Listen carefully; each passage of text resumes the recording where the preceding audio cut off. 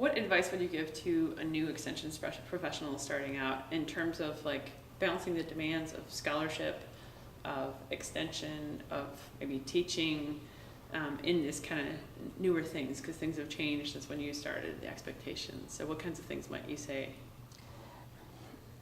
I think the first thing that I would recommend is that they really watch and listen and learn and not jump in with both feet until they really know what is going on.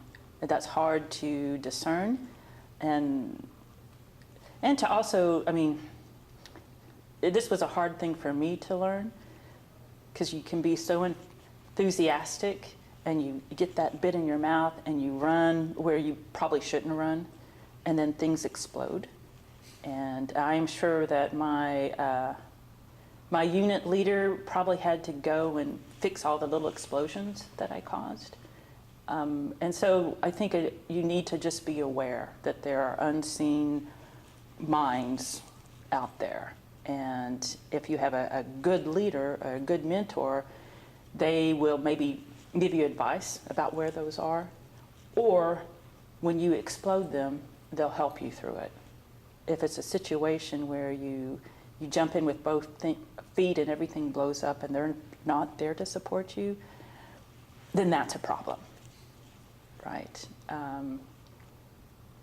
I think the other advice is to know that you don't know anything, especially if you're coming out with a PhD and you think you have all that, you know all that. You don't.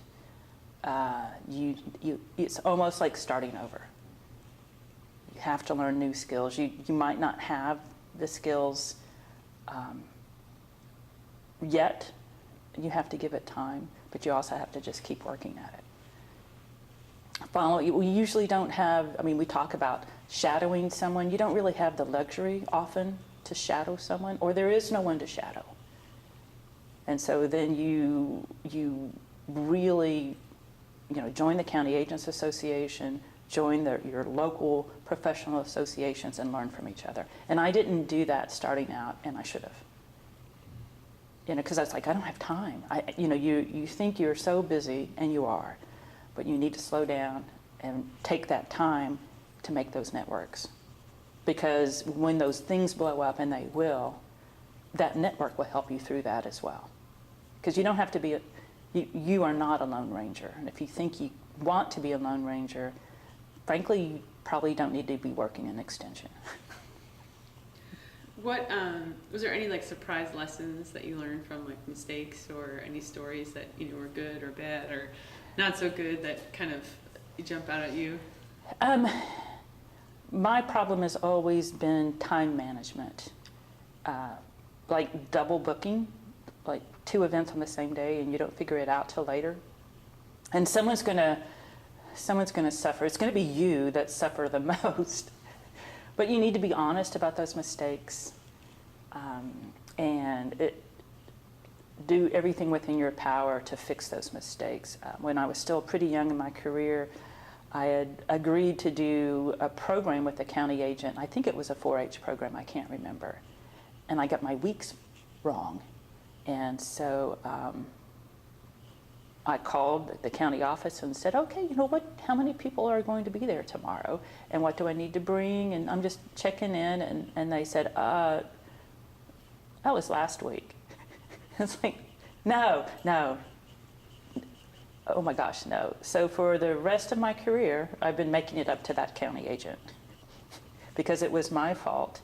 And he was really cool about it, but you have to be willing to own it and then do everything in your power to make it up for him. And so, I have an electric calendar, I have physical calendars, I tell people to send me reminders because I'm going to screw up. And I know that. So if you know that you have those weaknesses, try to have a plan to minimize those type of mistakes. But it will happen, often. How do you navigate like working with like the Department of Forestry or with other partners in terms of where there might be some overlap? How do you kind of navigate those differences? That's pretty difficult. I think when I first started, in fact, one of the first big projects that I worked on, it was all the partners together, working together. It was the Nature Conservancy, the Resource Council, Research Conservation, whatever it is, RC&Ds, it was NRCS, State Forestry, and we were all, working together, and Windrock International, actually.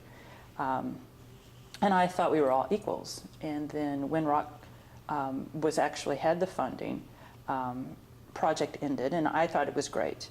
Now in my role I have a 25% administration role, the pressure that I get is that these partnerships hurt us, in that no one knows who we are, that we're always working with other folks, but we're not leading. So while you're told that partnerships are important, you also have to be aware that your administration's probably saying, but what are you leading? What do you have that says, whatever your university is, led by the University of Arkansas? And if you don't have that, or whatever university, if you don't have that, I would predict that you're going to have some trouble. And so it's a very strange situation. We can't do this job without partnerships. But if you do partnerships and you don't lead one of those partnerships, it's not going to help you in your career. And I think that's probably true in every state. And it's true for the county agents. It's true for state specialists too. Is there anything else you'd like to share?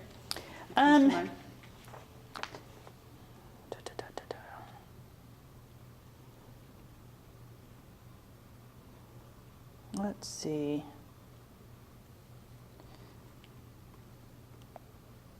I guess the only thing, you have a question here about the balance of family life and work life. And depending on your partner or your family, you have to get your priorities straight. And your first priority is yourself and your health. Your second priority is your family. And your third priority is your job. And when you put that job above these other two, you're not going to be happy. You might not be well. And so you just have to keep those priorities in place. And it's very difficult. So sometimes you have to say no to some things. And I can tell you from personal experience, if you ever tell your spouse, yeah, but this is my job. I have to do this because it's my job. This won't really gain you any points with your spouse.